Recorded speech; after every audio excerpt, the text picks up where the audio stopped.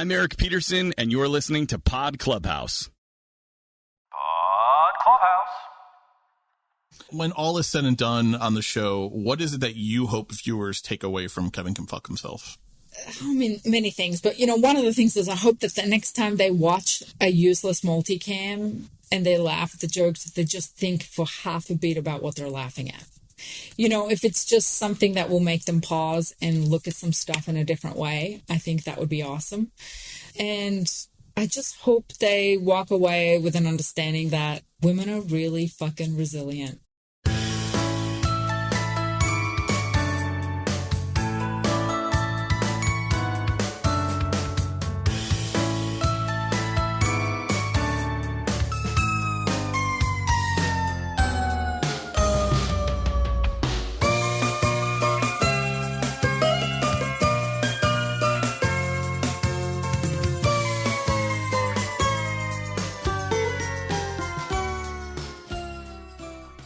Welcome to Kevin Can Podcast Himself, your dedicated after-show podcast for the AMC series Kevin Can Fuck Himself. This is Mike.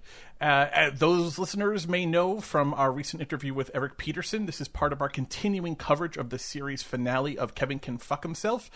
So this is not our Caroline and my series finale recap episode. This is another interview episode that we're so excited to bring you.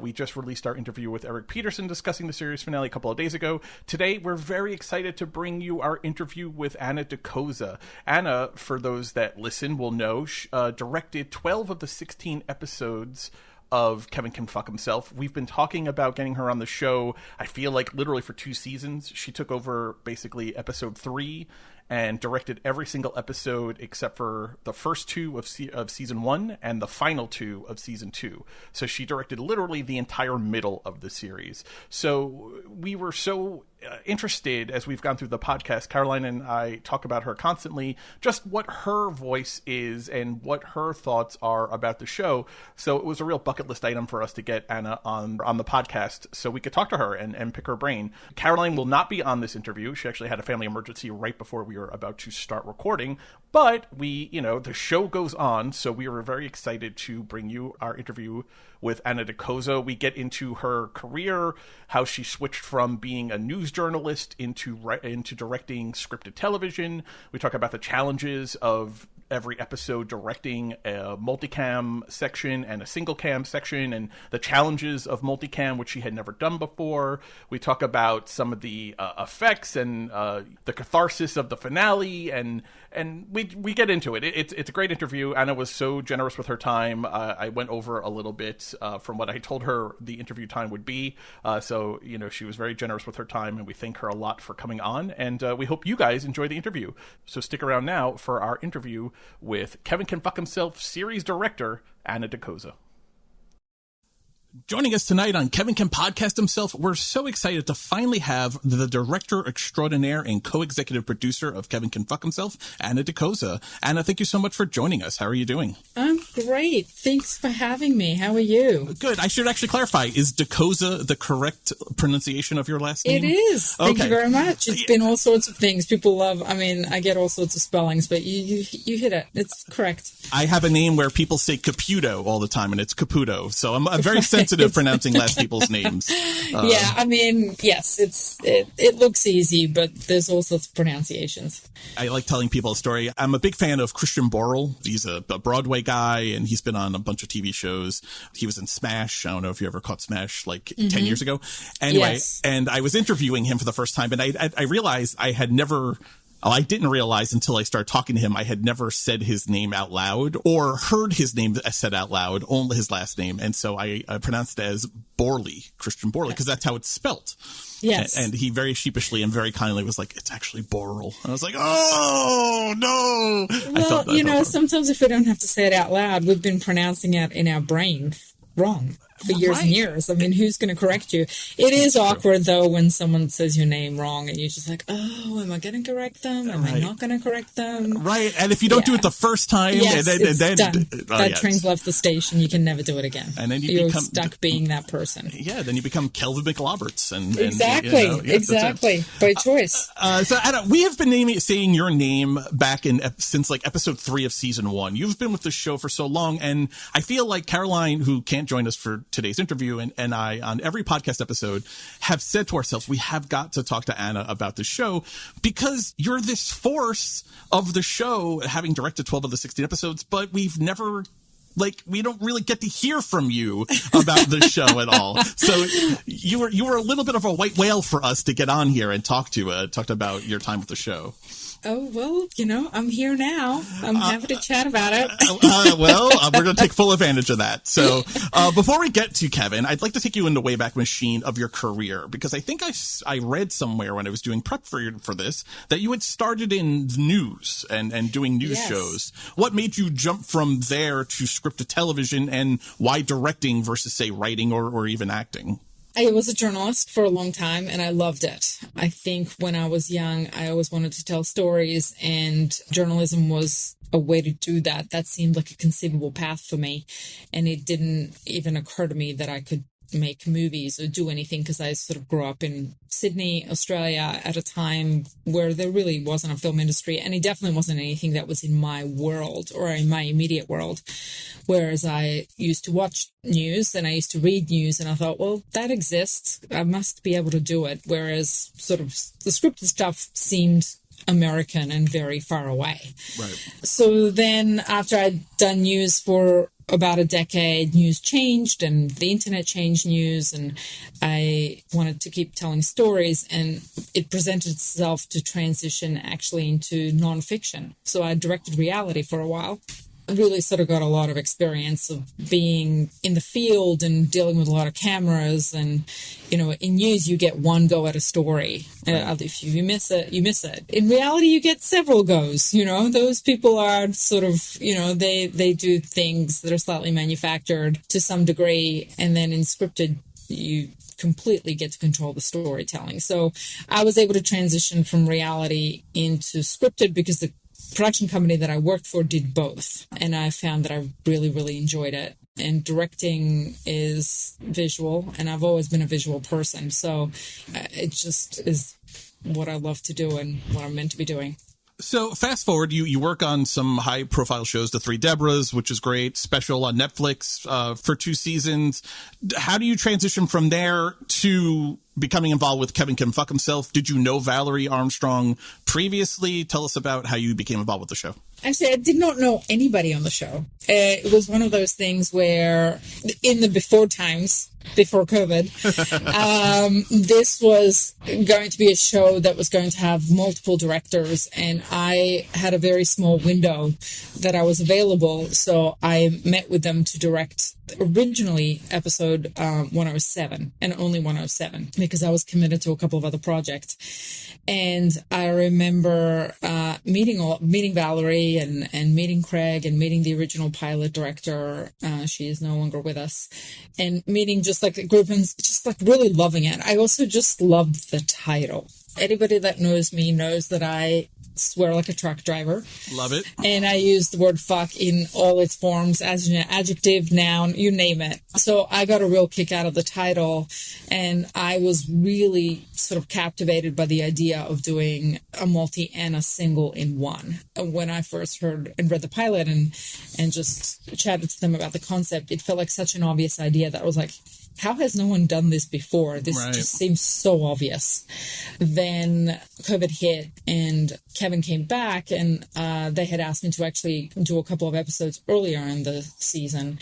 And when I started, it just kind of evolved from there, because we just had a great connection, and I loved the story and the scripts and the actors and everything so much. It was just like a very great partnership. I love the idea you show up for one and you end up staying for 12. Yeah. Basically, that's what happened. Had you spent a lot of time in Massachusetts before? What was that like? Just the act? I mean, you having an Australian accent, then coming into this world, was there some culture shock there? What did you think of filming up there? I'm also a New Yorker. When I first moved from Sydney, I moved to New York. Me too. At like age 20. So I am well versed in East Coast culture. Hey, what are you talking about? I don't know what you mean. Yeah, and I lived in Pennsylvania for a little while too for a show. So, but I had never spent such significant time in Boston, and I also was smug thinking that because I knew New York winters really well that I was going to be fine, but I was so fucking wrong. Yeah. I have never been that level of cold. It's just cold. It goes to your bones, like to your really soul. It like crawls up through the floor into your feet and just doesn't leave. But I do think shooting on location, shooting in Boston, shooting with that crew, they were just mind-blowingly talented and lovely and awesome, is what made the show, sort of gave it that palette and gave it that vibe. And I really enjoyed it. I mean, the hardest part was winter, but season 1 was COVID. You know, like I didn't truly get to experience Boston, whereas season 2, I was able to like get out of the COVID prison a little bit and just sort of experience things. And we saw the seasons. You know, one of my favorite things is, as a director, you always want to do that one episode or something in the Northeast fall. Like, you know, when those like leaves are falling and it's just stunning, and it never happens because it's just that like small window. But for episode 104 in season 1, we had that. And I just remember coming to work and like streets being littered with leaves and me going, oh my God, that's going to be on camera. And we don't have to clean it up. It just looks amazing. So really the joy of being able to go to a location that is set in Worcester and not trying to make it pretty. Like, there'll be so many times I'd be on a scout and I'm like, oh my God, look at those ugly overhead power lines. Yay. Like, it would be almost like the things that you would usually want to clean up and fix and make look pretty was like, no, do not touch it. Do not touch this. Do not touch that bar. It was really just about keeping it the way that it is. And I absolutely love that. I love that. I mean, you mentioned the attraction to the show, the two distinct genres in one. So take us behind the scenes a little bit. And can you talk to us a little bit about how do you prep for and how do you approach shooting a show with two distinct genres? Yeah, I had never directed multicam before. And to be perfectly honest, I was always kind of like, it never appealed to me. Like, from a directing point of view, it really feels very stagnant. You know, it's like theater. You only cut to, it's shot on pads. It doesn't move much. It's like wide, close up, wide. You know, it felt very like not particularly challenging. Right. I was wrong. And I have to say that was like one of the cool things about this show is that I really feel like I learned a new skill. Multicam is hard, actually, because what you end up doing is you have to pay real close attention to pacing and sound. It's a huge part of it. You immediately can hear when something doesn't land. It's an adrenaline rush. So you are working on a joke and then you know when it doesn't land and you have to fix it immediately. Right. So it's either the joke's not working, the way that it's laid out is not working, the way it's delivered is not working, like something is not working. How do we fix this problem?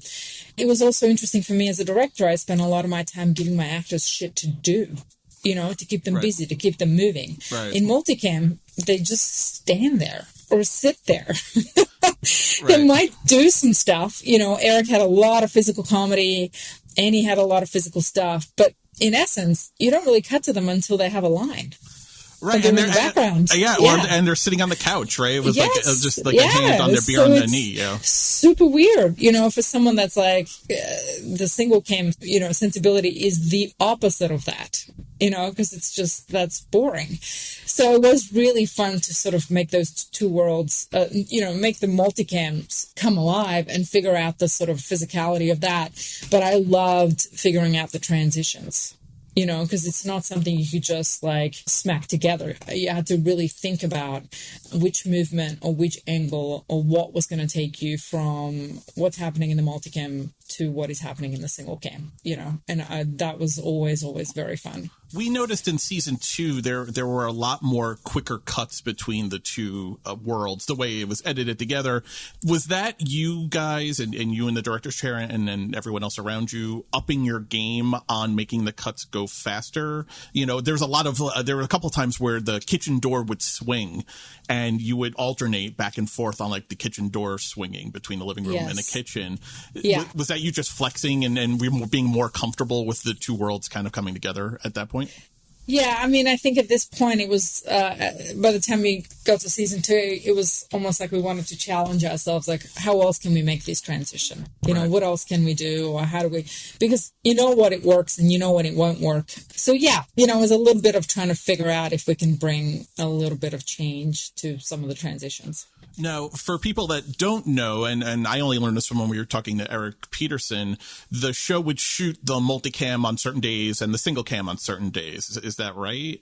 Yes, because the multicam is its own crew and its own setup. Some of our single cam camera crew were on the multicam days, but we had to bring in additional multicam operators and a team who do this all the time because it is a different approach. The cameras are different. There's those giant pads that move on the floor, Lighting is different. Everything is different. So, but the main difference is that we take out a wall.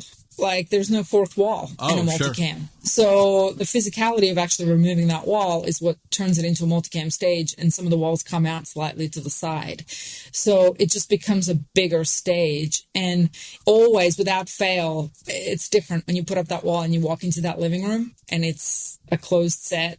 It immediately feels like single camera. There is magic that happens once that wall gets removed, both from a multicam angle and from a single cam angle. So the physicality wouldn't work on the same day. And also we have an audience for a multicam. So all of that requires sort of coordination and different things. And a lot of the times, Eric or Annie got messy. They got shit thrown at them. They had to be in a hot tub. Like they had to, do you know what I mean? Like there was just actual things that require resets and require for that to be contained within the multicam world. For your first time doing the multicam and getting used to that, did the audience being there, were they a cue for you on trying to determine if something was working or not based on their reactions? Oh, yeah, we use them all the time. I mean, if they're not laughing at a thing, you're like, that's not funny. Like, how do we make them laugh at a thing? And then sometimes they would laugh at something and I was like, oh, I didn't think that would land. But okay, it landed. And especially it was awesome for the audience to be the gauge of when a point was hitting or it went too far. Like, for example, when Annie sort of like walks out of the diner, leaving Eric just kind of standing there when she loses it, the audience was quiet. They were like, wait, how do we react to this? Right. And that's the point. Sometimes you want them to not know how to react, because that's the whole point of having a multicam within this world, is that we're conditioned to laugh at things that we're not even thinking about while we're laughing. Hence the problem. So it was really interesting to use the audience as a tool to sort of see what's working and what's not working. I think everyone on the show seems to have some kind of influence that they look to for influencing either their character or the way they were shooting the multicam and the single cam. Growing up in Australia, I'm not sure how much American television you watch, but I'm curious if you were drawing on any influences as you were approaching the two different genres. Oh, yeah, shit ton. The thing about Australian comedy, it's a mixture of British comedy and American comedy. That's why we're weird, because we grew up with like a mixture. So I would say most Australians like their comedy fairly dark or a little bit off kilter. But we grew up on American comedy. I grew up on Friends and Seinfeld and Golden Girls. Those are the multicams. But like, I didn't know that was called a multicam when I was growing up. That was just comedy, Right. Definitely, we have all been conditioned to understand how the format works and how the jokes work and how the jokes are paced, and what the expectations are. So all of us on the show had a lot of comedy influences in terms of what we watched when we were younger and the multicam. I watched Frasier. I know Valerie watched Frasier a lot. I did watch Frasier, but like my favorites were like Seinfeld and Golden Girls and than I guess like the rest of the world Friends. I was a big Friends guy, and Caroline, I could speak for her behalf. I mean, still watches Golden Girls every night. Yeah, so. it's my favorite.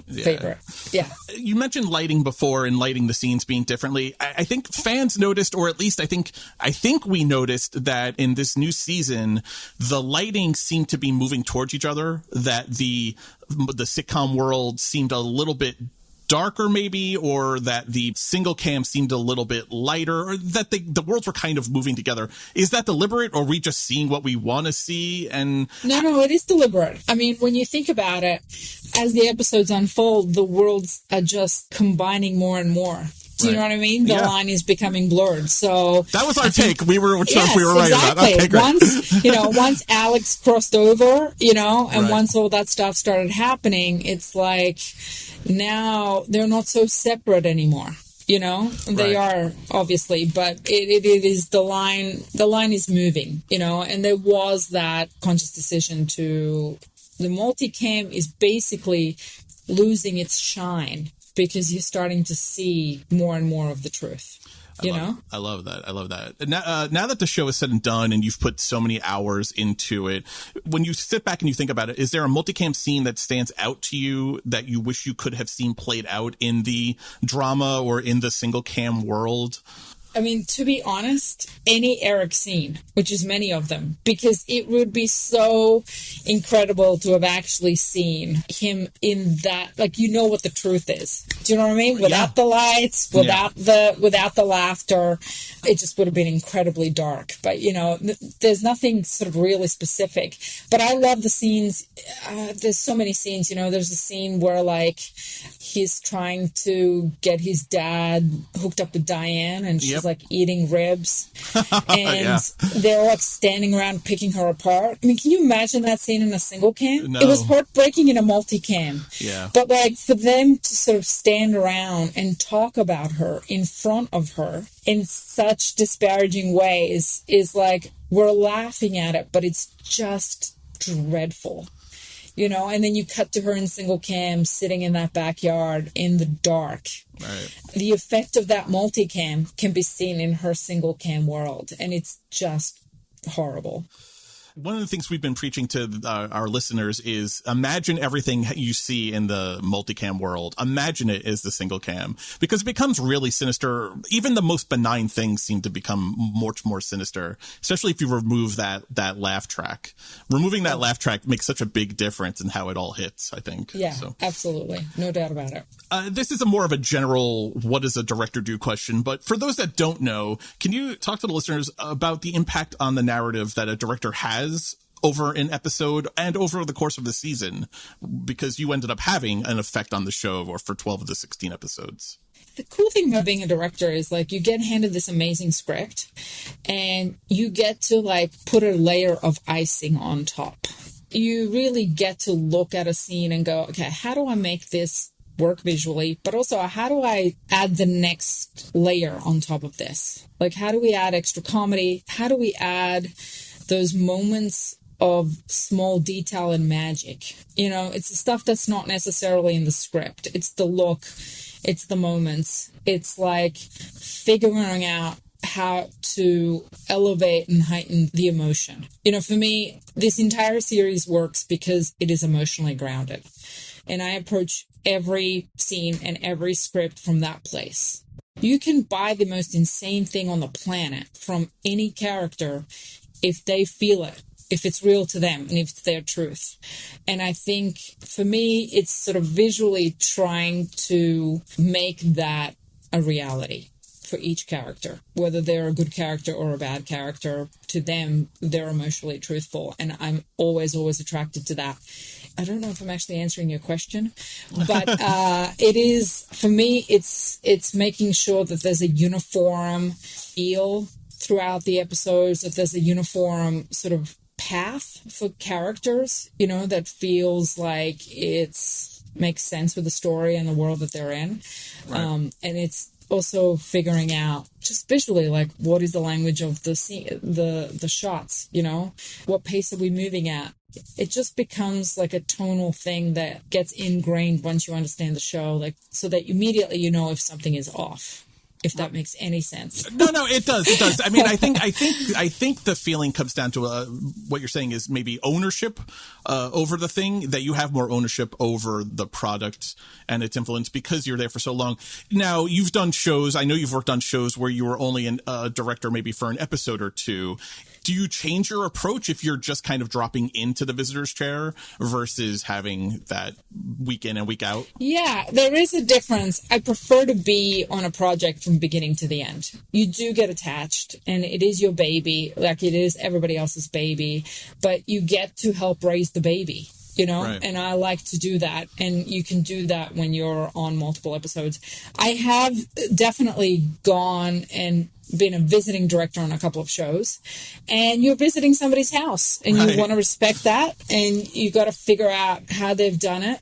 But I've been lucky enough that every show that I've gone on, the showrunner or the creator has said to me, look, this is how we do it, but feel free to put your stamp on it.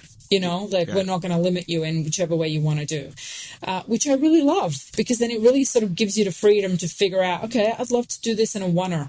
I love a oneer. Oh my God. A good effective oneer is like my favorite. I just love watching him and other things. You can tell so much story from a single shot, and those are the favorite challenges, I think, from a directing point of view.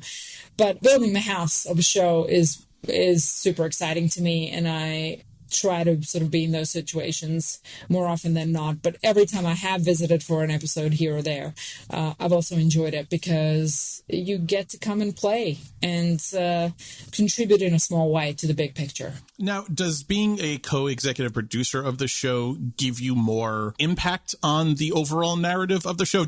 Does that allow you to not necessarily maybe go into the writer's room, but have talked to Craig and talk to Valerie about, I feel like we should be doing this or that with the show?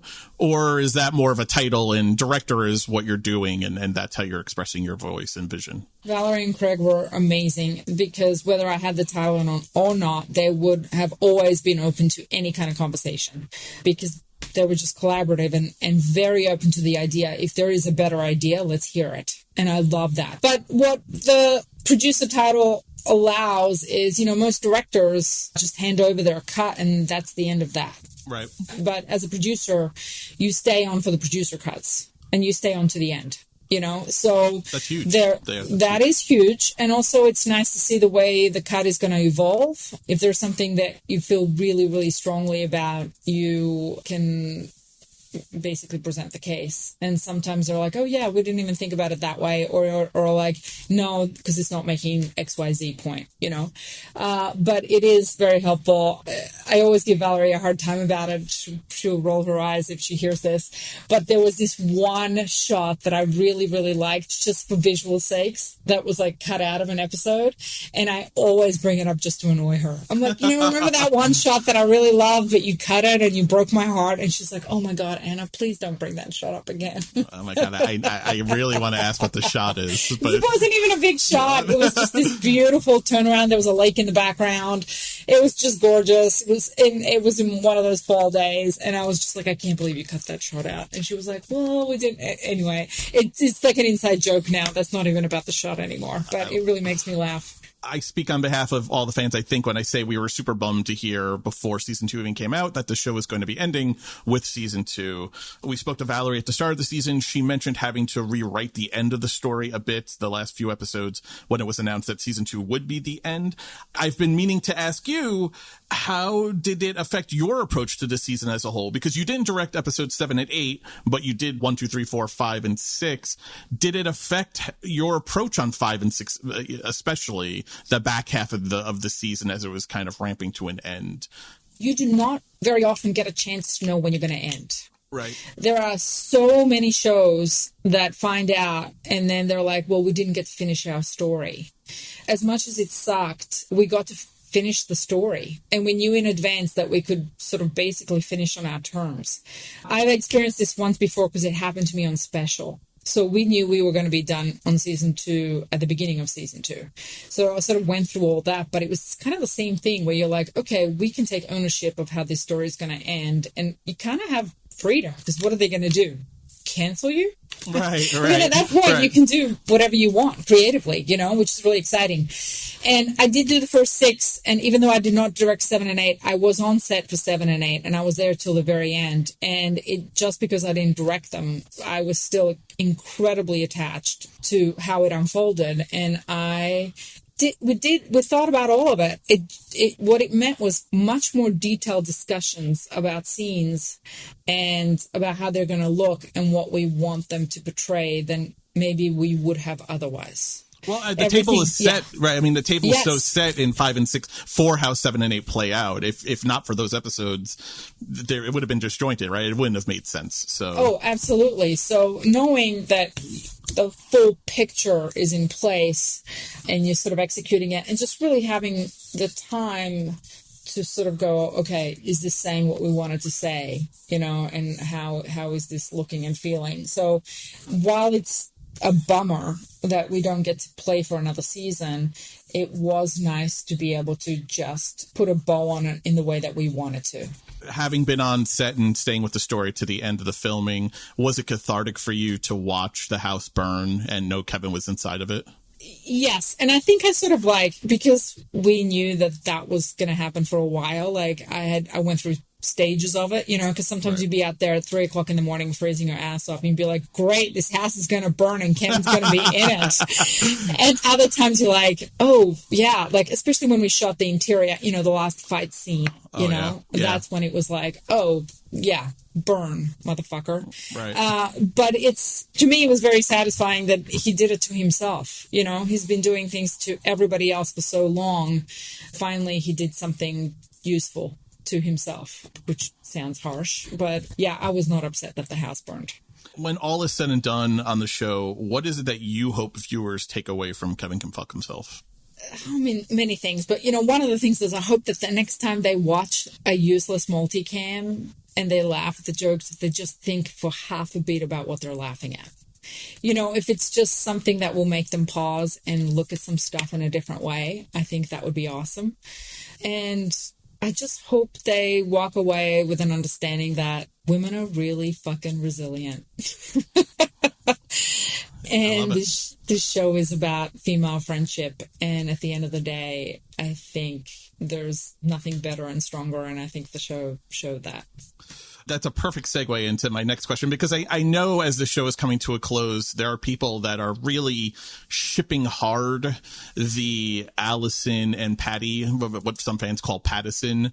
In your headcanon, we know how the final shot of the show is. I'm curious, in your headcanon, do these two get together down the road? It seems that they're at different parts of their journey, maybe romantically or sexually and orientation-wise, and their understanding. But I'm curious, in your headcanon, do you think they get together, or is it just a platonic deep friendship? Well, I love how we're conditioned to want everybody to be together. I agree. Whether they're male, female, male, it's just we really, really want a happy ending. And I think that's fascinating, because that is just not the way that my brain approaches stuff. I think the happy ever after is that these women have each other in whatever capacity. And they are at very different points and they need different things. I can't predict where they would be 2, 3, 5, 10 years from now. But at that point on those steps, they're different women with different needs at different points in their life who choose to be there for each other, to see each other through those things. So I don't think about them beyond that, if that makes sense. No, it does. I mean, I think Diane, Jamie Denbo's character, has a line in episode 6 or 7, I think it's in 7, where she says, I just don't want to be alone. And maybe, I don't know if I'm in love, but I know I don't want to be alone. And maybe there's not a difference. And I think that's an important thing that a lot of people don't have in their life, is that feeling, companionship. No, I mean, oh my God, the Alex-Jamie relationship. I loved that storyline so much. Right. It made me so happy that there were these two very lost souls that for a moment found each other. And one of them sort of realizing her boundaries and understanding that she's not going to replace one man with another one that needs to be fixed.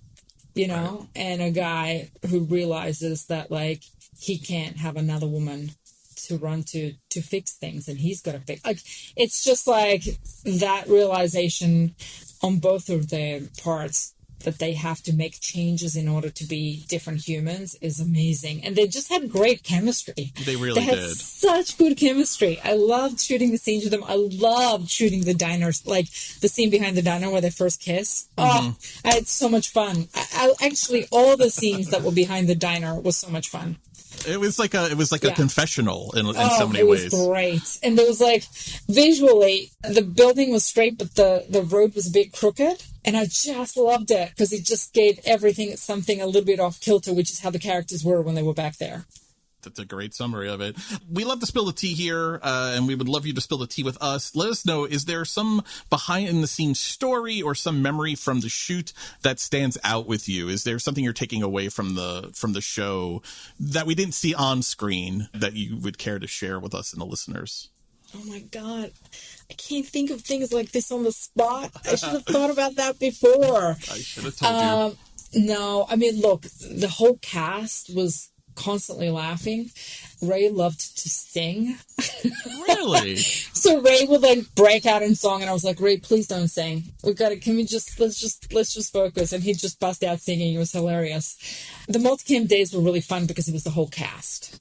You know, that was the only time where you had pretty much most of the cast together, because all the single cam scenes were various actors in small groups. You know, Mary Hollis and Annie obviously had a lot of scenes, but the multicam scenes was like when the whole cast was together, and it was really fun to always watch them laugh and just be together. That was the time that everybody was kind of together, which was lovely. I love that. Raymond Lee going off to Quantum Leap. Yeah, if people aren't out there watching it yet, go yeah, my friend Martin Garrow is the showrunner on that, so he had called me and he's like, tell me about Ray. And I was like, Ray is wonderful. You're going to have a great time with him. So I'm so glad to see them kicking ass. Is there anything next for you that we need to know about as we start to finish up here? Anything we should be keeping an eye out coming out of your work? Yeah, there's a few things brewing, but I can't talk about them yet. Oh, that's fine. That gives us an excuse to have you back. We can have you back on to talk about it. Yeah, I can't talk about it just yet, but yes, there's some stuff brewing. I'm curious. Everyone on the show particularly seems so changed by having been on it. I'm curious what you're watching on TV these days, and has this experience of working on Kevin affected your ability to watch those sitcoms that we all kind of grew up with in the 80s and the 90s? Well, I don't actually watch any multicams anymore. If I watch anything, it's kind of reruns or something I've come across from the past, but I don't watch any new multicams that are being made. I like to watch drama and comedy, and I like my comedy dark. I am currently watching Bad Sisters on Apple. Nice. Which is a Sharon Horgan show, and I love her, and I love her stuff. I also, like everybody else, watched The Bear and was obsessed with it. I really, from a directing point of view, thought it was done incredibly well to have that level of tension and shot variety within a very small confined space of that small restaurant. I thought he did an incredible job. All the directors did. I really enjoyed The Tourist, which is an HBO Max with Jamie Dornan. Okay. And I loved that. It was an Australian BBC production that's set out in the outback that has a big thriller element through it. And I watch a lot of movies. So, yeah, I just watched it. You know, everything's kind of in that vein of slightly off-center. I love that. And I love a black comedy. So yes. It's, I also can't watch like this. What I deem them now the CBS sitcoms, you know, that Chuck Lorre vibe. I just can't get down with that anymore. So I need to find my comedy and a dramedy kind of show now. Yes, of course. Thank you so much for your time, Anna. This was everything we wanted it to be. So we really appreciate you coming on and talking with us. And no worries. I'm sorry to miss Caroline. Tell her I said hi, and thanks for having me. I definitely will. If people wanted to follow you on social media, where can they find you? I am on Instagram at Anna Dokoza, and I'm also on Twitter, but I never post. I just read everybody else's shit. I love it. Also on Anna Dokoza. I love it. I love it. Anna, thank you so much. I appreciate it. Thanks so much. Talk to you soon. All right, guys, thank you so much for listening. I just want to give a big shout out and a big thank you to Anna for her time. Again, she was super generous. She was game to answer all my questions, even when I put her on the spot. You know, for most of these interviews, certainly for all the interviews actually we've done relating to this show, we don't give the guests the interview questions ahead of time. So we're really putting them on the spot sometimes to come up with answers. And I appreciate Anna giving some really thoughtful responses, even though I didn't give her any warning. Just thank you guys for listening. We only have one episode left. That's going to be our series finale coverage of episode 208, Allison's House, the series finale of Kevin Can Fuck Himself. But if you don't mind heading over to Apple Podcasts, Spotify Podcasts, or wherever you listen to podcasts, and rate, review, and subscribe to this podcast and all of Pod Clubhouse's podcasts. And while you're there, if you could give us a 5-star review, we would really appreciate it so that we don't have to burn down our own house in a drunken stupor. Don't make us do that. It would make us very sad. Thank you guys for listening. Bye.